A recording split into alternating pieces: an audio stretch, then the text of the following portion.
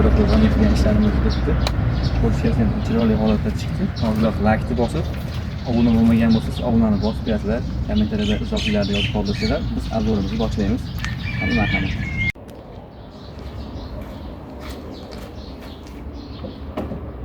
İşlerimiz bana bityapti. Namanganga 4 ta eshik, 4 ta deraza zakaz qilganmiz. Bularning hozir derazalari tayyor bo'ldi. Tepasida koronalar bor. Uni ro'yobga chiqib o'tiryapmiz. Laklarni sepib qo'ydik. Mana karishniy zolotay turgan chiroyli. Rangda bo'ldi. Laklari o'zi 4 slov kraska sepilib, ustidan keyin 1 slov lak beriladi. Yiltiratishi, ili chizilmasligi uchun issiq sovuqqa chidamlik, o'ziga nam tortmaydigan holatiga keldi ishlarimiz. Xo'p, yana bitta ma'lumotni bersak, qalinligini 4,5 ga olganmiz. Akamiz ishlarini qalinligi 4,5 da, mana hammasi.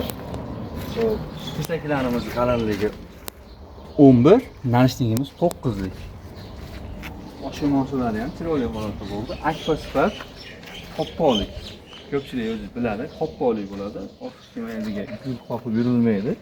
Akfaga o'xshagan posonda katta, eni 1.60 ga, bo'yi 1.78 ga chiqqan ishlar. Bittasi 1.50 ga, 1.78 ga chiqqan ishlar.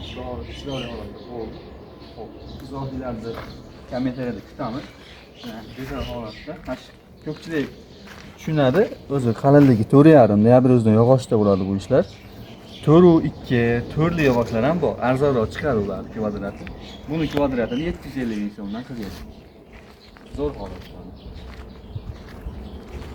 Eshiklarning obzorini qilamiz. Buni o'rnatayotganlarimizni, o'rnatgandan keyingi obzorlarini ham qilamiz. Ularni ham kuzatib boringlar, kutinglar.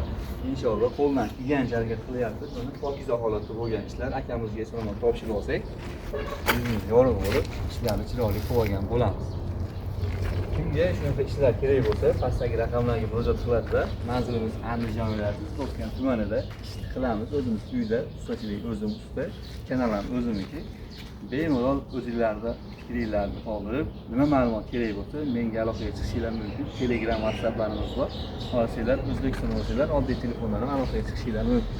Rossiya, Qozog'iston, Qirg'izistonda ishlab yurgan akalarimiz bemalol WhatsAppdan, Telegramdan soat necha bo'lishiga qaramasdan yozaverasizlar.